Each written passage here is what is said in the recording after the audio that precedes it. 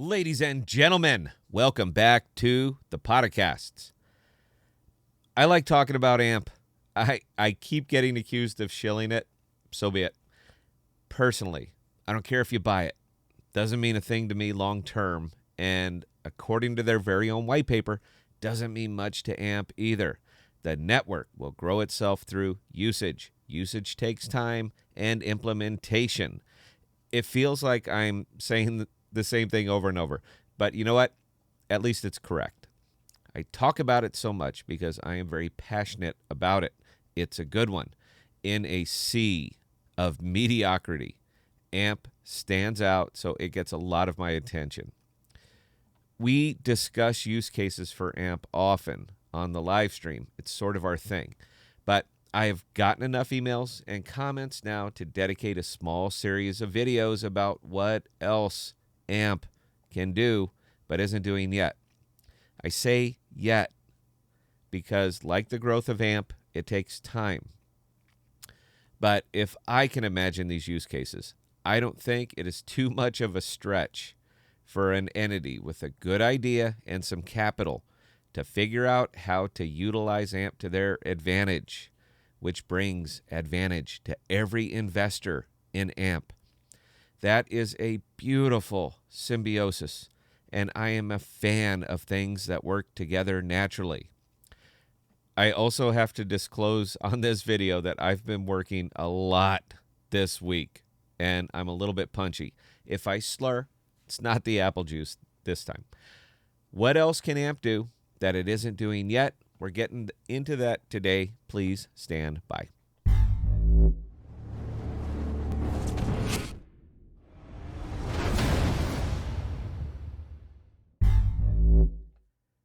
In case you haven't noticed, I have really been laying in on the distinction between AMP and Flexa, and this is very deliberate. I am stressing the distinction because although I dig on Flexa and what they are doing with AMP, they are a single entity built on the AMP ecosystem. They just happen to be the first, so what Flexa does with AMP is all the news I can report on. As time goes on, as time always does, more entities will be building on the AMP ecosystem, in which case I can really spread my wings and start cheering and jeering what they are doing in the space. But as I am a pragmatist, I have to deal with the reality of the moment. And that reality says Flexa is what we got, and their success or failure will almost certainly drive the success or failure of AMP. If they do well with it, you know what? Stand by. So we might as well start with the reality, then we can get into the speculation. Tyler has been doing a string of interviews lately, and on the recent Chainlink interview, he made it very clear that Flexa is ready to go international, and it could be switched on tomorrow. His words, not mine. I have been hammering away at Flexa because when we had Eli on the show, he stated clearly a North American focus. I got some heat from some viewers because I strongly disagree with that decision. It's not that a lot of money doesn't live here in the U.S. It does.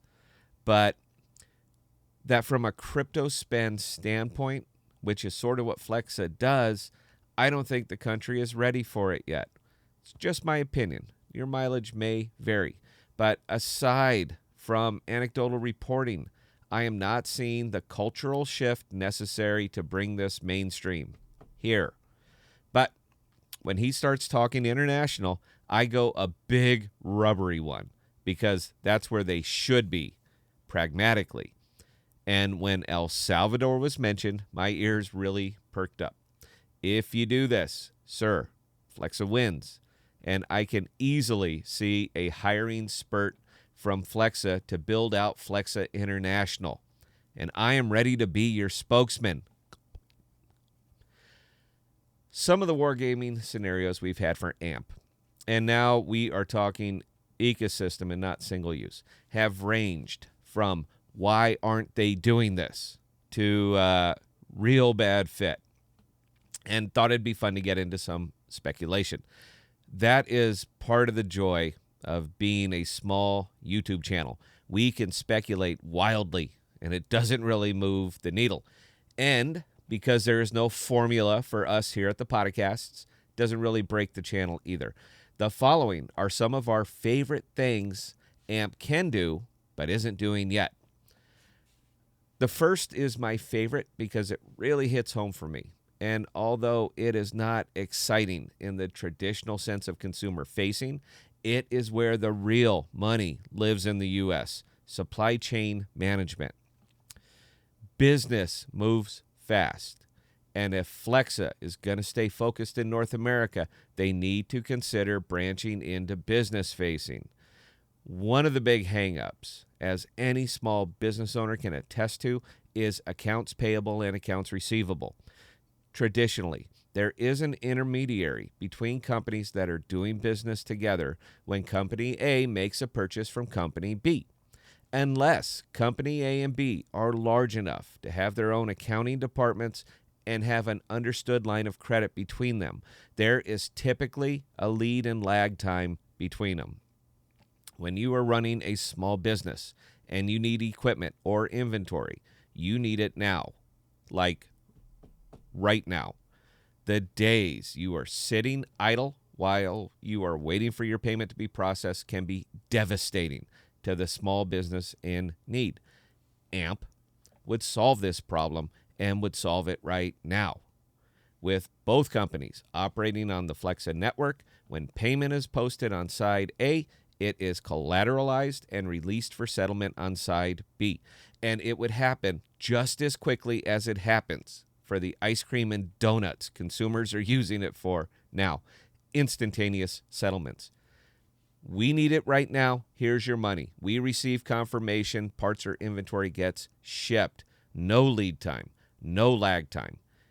Business payments are lightning speed now. The fact that this is not being theorized is shocking to me, and this would be a stellar use of AMP. Or, you know what, maybe it is being theorized and I just didn't get the memo. Payroll. Again, this is a small business type of use case, but it would also be of such a benefit to the owners and the employees that I am shocked it isn't being done yet. Business payroll and accounting is pricey. The larger companies can bake it into the cost of doing business, but the smaller companies have to eat it. And I am thinking that at least one of our viewers is a small business owner and can probably attest to this. Payroll is not traditionally processed directly through company accounts. It is also done through an intermediary, a bank or credit union, depending on the size of the business. Every step of the way, business to bank and bank to employee, there will be a fee associated with it.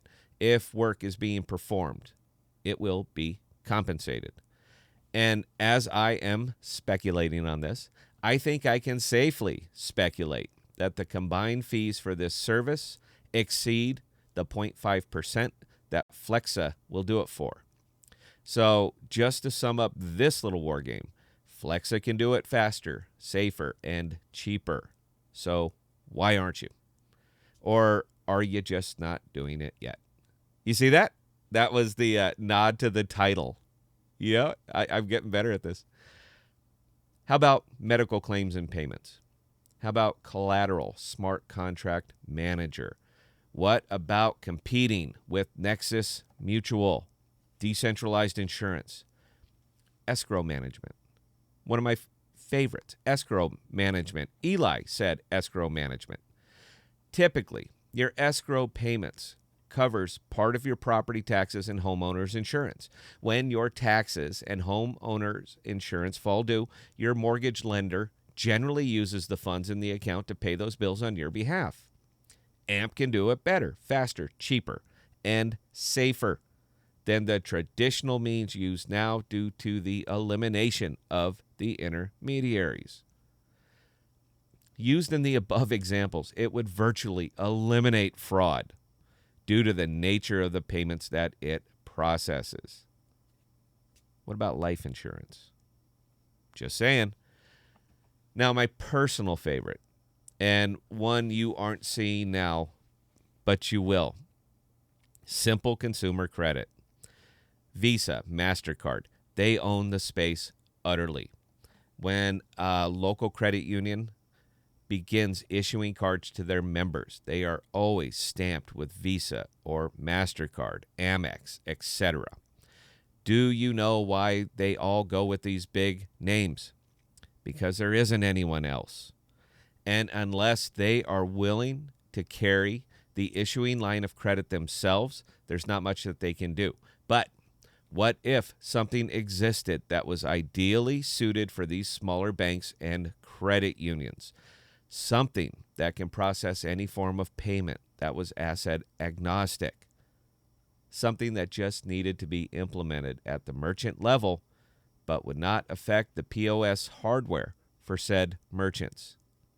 If only something like that existed, but just needed more time and more visibility to be rolled out further, that had an aggressive sales team that could illustrate to these business that it is a simple act to get Flexa into their store, and they would not even know it was there.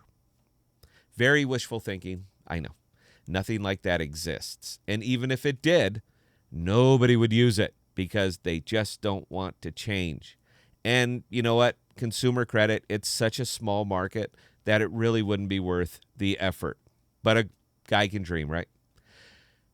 This is what we came up with in 5 minutes of discussion on a Zoom call with the team. We pegged and pinned these in 5 minutes. I sort of wonder what we can come up with if everyone wasn't so busy. I'll tell you what, this is written in ink on the internet. If any of our viewers can come up with a better use case and convince me that it's right and proper, we will do a video on that specifically, give you full credit, and you know what? Send you a podcast t-shirt because I love doing these videos right here. These are the ones. This is longer than we usually go, and I don't feel that I have even scratched the surface of what AMP can do. I am well aware that we're going to get some hateful comments. Don't care. Just be aware that when you take the time to type anything, it literally helps our analytics and YouTube pushes the video further. So let me say thank you right now. I have no doubt that we will do a part 2 to this one. It brings out the passion in me. Live stream on Thursdays and members stream on Saturdays. And you know what? We have 3 now. So they will be very, very personal. That's it, guys. Cheers.